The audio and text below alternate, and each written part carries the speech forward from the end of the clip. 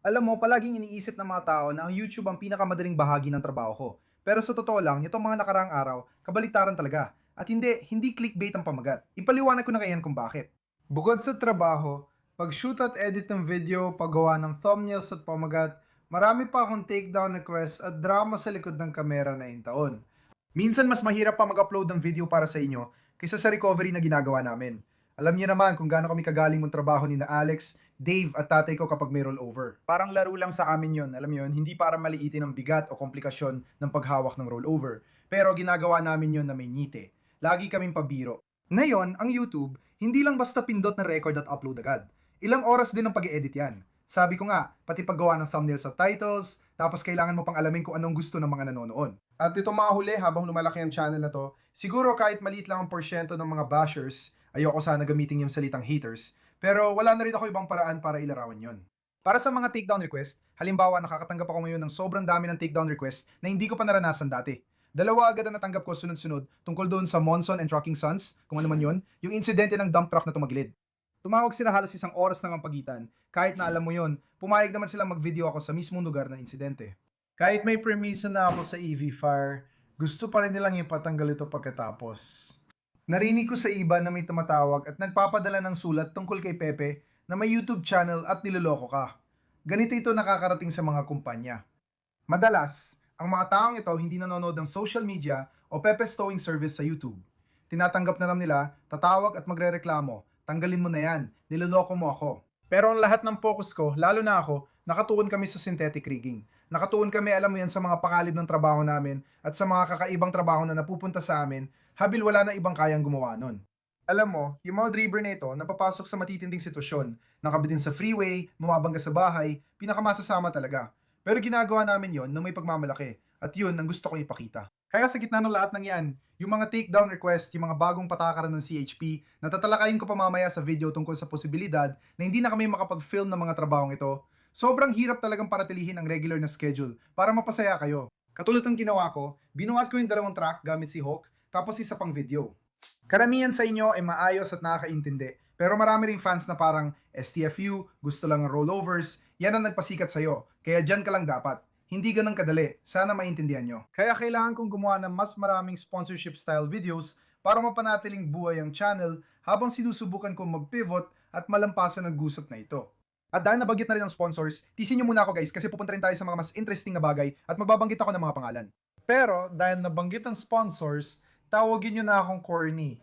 Pero ang gusto ko lang talaga ay umuwi galing sa nakaka-stress na trabaho, mag-relax at manood ng Pepe Stowing Service sa aking 100-inch TV. Hindi dahil gusto ko ang boses ko, sa totoo lang, kabalitaran pa. Dahil at ipapakita kong screenshot dito, pero 60% ng mga nanonood sa akin ay sa TV nanonood ng content ko. Pag uwi ko galing trabaho, kapag tulog na ang mga bata, pinapanood ko gawa ko para sigurado din maganda itsura. Kung hindi maganda para sa akin, malamang hindi rin maganda para sa karamihan ng tao. Malaya talaga ang TV sa panonood sa maliit na screen o tablet. Kung maglalaan ako ng ilang oras sa pag-edit, pag-review ng footage at content, at sigurado rin maganda para sa inyo, mas mabuti ng komportable ako habang ginagawa ito. Pasok na ang sponsor, ito ang Valencia Oswell Flow Zero Gravity Heat and Massage Theater Seats. Ngayon, sabi mo, yan ang 3 beses, sunod-sunod na mabilis at makakuha ka ng libreng set. Matagal ko nang sinusubukang makuha ng napakagandang theater seating. Pero awkward talagang acoustics ng sala. Maraming open space kaya mas pinili ko ang TV kaysa projector. Hindi ko rin magawang gawing theater room kahit gusto ko. At kung i-google mo ang theater seating, parang $6,000 kada upuan. Grabe. Yun pa lang ang minimum. At tumataas pa ang presyo kapag may mga features na. Mahal sila o maganda lang online pero hindi sa personal. Kumuha ako ng set para subukan. Ngayon, 1 buwan at kalahati na mula nang nakuha ko sila. Tingnan niyo to, pangako mapapaniwala ko kayo. Kaya bawat isa may sariling remote at may ambient lighting sa paligid, gaya na nakikita nyo ngayon. Subukan mo mag-recline. Pag uwi ko, minsan galing pa ako sa rollover at sobrang late na akong umuwi. Sobrang komportable nito. Ngayon, ipapakita ko agad ang dalawa kong paboritong features. Pindutin ang heat button, tapos ang massage button. Iba-iba ang massage functions nito. May suporta ka sa puwitan, likod, balikat, at lumbar. Ang galing talaga. Iiwan mo lang habang nanonood ka, tapos bam! Zero gravity na. Halos nasa 180 degrees na ako. Kaya kung titingala ako diretso, yun ang nakikita ko ngayon. At hindi mo na tinitingnan ng kisame. Ang kailangan mo lang gawin ay pindutin ang head button. Nasa zero gravity mode ka na ngayon, may heated seats, masahe, at maayos ang pwesto ng ulo mo para sa panonood ng TV. May USB port sa magkabilang gilid para mag-charge ng gamit at compartment sa armrest para sa controller at iba pang gamit. Ipakikita ko sa iyo paano ko gamitin ang headrest at armrest ko. Nandito pa yung hot Cheetos ng mga bata. Pwedeng palitan ng ambient lighting. Premium Italian Napa leather ang gamit. Kapag wala ako sa trabaho, dito ako nag-edit at nagre-review ng gamit ko sa mga upuan ito. Ilalagay kong affiliate link sa description kung gusto niyo rin. Totoo, tinigdan ko na presyo nila, maniwala kayo. I-google niyo lang ang mga totoong reclining movie theater seats na may ganitong mga function at sabihin niyo sa akin kung magkano ang presyo nila kumpara sa presyo ng mga ito para sa isang set. Sa mga nanonood ng TV, 60% sa inyo ay lubos na nire-rekomenda ang Oslo Float Zero Gravity Heat Massage Chairs. Walang mas magandang paraan para i-enjoy ang content ko o kahit alin sa mga ito sa TV. Sige, balik tayo sa video at sa drama ng channel na ito. Ang pangunahing pinagkakakitaan namin ay itong mga mabibigat na aksidente, mga tumagilid na sasakyan, mga malalaking banggaan sa freeway, at yung mga jobs sa CHP na paghango ng sasakyan na nakukuha namin. Ibig kong sabihin, yung mga trabaho kung saan natatrabaho kami sa mismong freeway habang dumadaan ang mga sasakyan sa tabi namin at parang chill lang kami, parang walang nangyayari, habang binubuhat namin ang mga tractor trailer mula sa kabila ng mga guardrail. Karamihan sa ginagawa namin ay nakakakuha ng maraming views. At siguro karamihan sa inyo ay napanood muna ang mga CHP na video.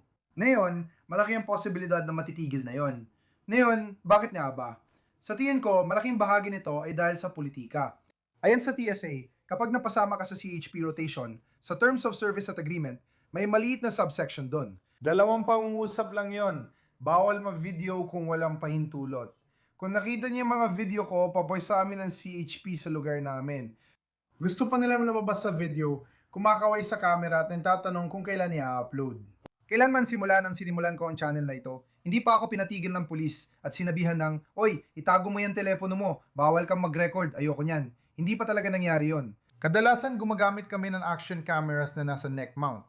Naiintindihan ko pa yung drone. Hindi pa nga namin nagamit ang drone sa trabaho ng CHP mula nung gusto kong sabihin ay 2025. Kalagitan ng 2025 isang taon nang nakalipas, halos ganun. Kaya hindi na mahalaga yon. Pero hindi ako nag-aalala tungkol doon. Hindi na apektuhan ng pagre-record ang kakayahan namin gumawa ng kahit ano. Ngayon, marami ang nagre-record sa iba't ibang dahilan. Ayon sa TSA, pwede kang mag-record para sa trabaho o insurance. Madalas naming makuha ang ganitong trabaho na may insurance, tapos may isang tao sa Pennsylvania sa opisina na magsasabi, 10,000 piso sa tow bill. Hindi pwede, ang tanga nun. Hindi nila alam na kasama sa tow bill ang rotator, rollover, shift at load correction at land transport. Kaya walang tatalo sa aktual na video.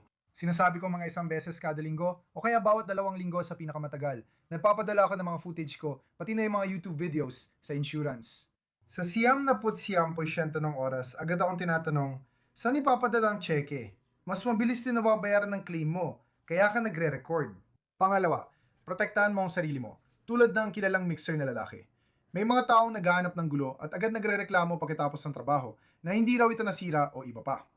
Lahat ay nare-record sa 300 at 60 degree at mapipigilan mo ang sarili mo mula sa mga ganyang reklamo sa hinaharap. Pangatlo, maganda rin itong paraan ng promosyon. Palagi akong nakakakuha ng tawag, palagi may trabaho mula sa mga taong nagsasabing, "Uy, sinusundan ko kayo sa YouTube. May problema ako or may ganitong sitwasyon at nag-post kayo ng ganitong trabaho 3 buwan nang nakalipas. Kayo ang gusto ko para sa trabaho." Lahat ng negosyo may website. Lahat ng negosyo ay nagpo-promote ng sarili nila online at hindi tayo naiiba. Isa ito sa mga paraan para gawin yon. At para dito, alam mo na, para ipakita ang galing mo. Ibig ko sabihin, gusto ko talaga na may mga taong kumukontak mula sa iba't ibang panig ng mundo na nagsasabing, "Uy, malalaking tagahanga kami. Sinusundan ka namin sa YouTube. Ituloy mo na nga mahusay mong trabaho." O kaya, may-ari ako ng towing company sa Japan, sa Australia, sa Northern California, o baka dito lang sa likod bahay natin na may mga bumibisita. Lagi kaming may bisita dahil pinapanood nila ang channel. Ang saya magkaroon ng ganitong fanbase at may pakita ang ginagawa namin. Nabanggit ko rin ng mga haters, may ilan dito mismo sa lugar natin, at ito ang nakakatuwang irony. Lahat ng towing company ay nagpo-post ng mga trabaho nila, lahat sila. Alam mo, lahat ng malalaking kumpanya dito sa lugar namin, City Terrace, nagpo-post ng poster, mga trabaho ng CHP, Jams Towing, malalaki sila. Sa katunayan, may social media guy pa ang Jams Towing.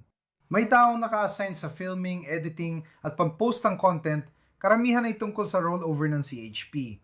Kahit yung kaibigan kong si Sean mula sa Van Lingen, isa sa pinakamalaking mentor ko, hindi siya gumagawa ng content katulad ng ginagawa ko. Pero napopost din sila ng mga larawan. Kaya masasabi ko na ginagawa talaga ito ng lahat. Ako ang may pinakamalaking audience kaya pinakamarami ring tumitingin sa akin. Kung galing kayo sa channel ko para kay Rick o Murphy's Diesel o kilala niya siya, dumaan din siya kamakailan sa halos kaparehong issue tungkol sa pagre-record sa highway. Kaya tinigil niya yon at sinabing hindi sulit ang politika at drama. Naging paborito sa kanya dahil nakapag-shift siya sa bago niyang ginagawa. Ngayon, naging brand at icon na si Rick. Malamang nasa 1,000,000 subscribers na siya na yan sa YouTube habang pinopost ito, hindi ako magtataka. Kaya saludo talaga sa kanya. Ibig kong sabihin, nilabanan niyang sistema at nanalo siya. Hindi niya hinayaang matalo siya ng mga iyon sa pamamagitan ng pagsisensor sa kanya. Nakakainis kasi karamihan ng bagay nasa highway o pampublikong kalsada naman. Hindi kami nasa pribadong bakuran na maiintindihan ko kung gusto nila ng sensor. Wala akong nakikita masama doon pero tulad ng sabi ko, ginagawa ng mga hater ang lahat. Nagpadala pa sila ng sulat sa lahat ng malalaki kong account para maagaw yon. Nagpapadala sila ng anonymous na sulat. Akala niya nagbibiro ako. Kapag sinabi kong nanhaharas, ibig kong sabihin yung pagsusulat ng sulat sa iba't ibang opisina ng CHP, pulisya, sa account namin, at sa mga toll companies na nagpapanggap na ako yon. Pero alam mo, hindi dahil parang sinulat ito ng lasing na kangaroo na sobrang sama ng grammar at spelling. Nakakatawa kung gaano kalayo ang ginagawa ng mga hater para pabagsakin ang channel na to kahit di ko pa sila nakikilala. Isa sa pinaka-nakakatawang bahagi nito ay ang iba't ibang hater na nagre-report ng channel at gumagawa ng gulo. Pinipigilan nila akong mag-post ng trabaho at gumawa ng YouTube channel kahit hindi ko pa sila kilala. Tulad ng sabi ko, kahit sa Navarro, wala pa akong kilalang kahit isa. Kahit sino sa kanila. Minsan ko lang nakilalang may-ari at naging maganda ang karanasan ko. Sa isang tawag, sabay dumating ang ilang kumpanya ng toll, naging mainit ang usapan pero naayos din lahat. Sinabi niya sa akin na parang ako ang anak na wala siya. Sabi pa niya, astig ang ginagawa mo para sa tatay mo. Hinayaan mo siya magretiro, ikaw ang pumalit. Sana meron din akong ganyan. Yun lang ang naging karanasan ko sa kumpanyang yon. Matindi ang galit ng mga empleyado sa akin. Marami ring iba sa lugar, siguro dahil sikat ako kaya napapansin si Pepe. Nakikilala na ako, nasa lahat ng magasin at marami akong ginagawa. Naiintindihan ko, magkakaroon talaga ng mga naiinggit. Pero yung gumagawa sila ng smear campaign, nagsusulat ng liham at dinadala sa CHP na parang, uy, si Pepe nagre-record. Kahit ginagawa rin ng lahat, grabe na talaga. Kaya sinusubukan kong gumawa ng sarili kong paraan. Hindi naging kasing tagumpay ng inaasahan. Sinusubukan ko iba't ibang bagay para makita kung anong gusto ninyo. Tulad ng nabanggit ko, nang sabay kong binuhat ang 2 truck, talagang namangha ako. Yung isa mabigat sa labas at medium duty sa loob. Marami rin nagsasabi, sino ba may pakialam? Gusto ko lang makita ito. Madali sabihin na balewalay ng maliit na grupo, pero perfectionist ako at gusto ko mapasaya lahat.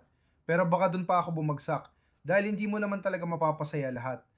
Pero kami ni Alex ay, alam mo na, nagsusuri at nag-iisip ng mga ideya kung ano ang dapat gawin. At kung tuluyang ipatupad ang patakaran na opisyal na sabihin ng CHP na, oy, wala nang pampopost o hindi ka na namin tatawagan para sa anumang trabaho, bawal na ang pagkuha ng video. Sige, mag-a-adjust kami doon na ang ibig sabihin lang ay kailangan namin mag-focus ng mas husto sa pribadong sektor.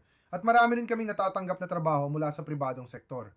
Gaya ng nabanggit ko, may request na tanggalin ng video. Pero si Manager A ay pumayag at sinabing, oo, pina-follow kita, kaya kita tinawagan. Sige, i-post mo lang. Si Manager B, kapag nakita na ang video matapos ma-upload, agad niyang ire-report sa boss at magre-reklamo. Sasabihin pa na, tanggalin mo yan o kakasuhan ka namin. Lagi itong nangyayari. At palagi kaming sumusunod sa mga taong yon kasi alam mo na, silang nagbabayad ng mga gastusin namin sa huli. Pero para maiwasan yon, ang ibig kong sabihin ay kailangan na nating magsimulang mag-ingat ngayon tulad ng paggamit ng waiver. Parang ginagawa ko Hollywood studio tong garahe ko pero ako lang to at nag-film ng tow truck.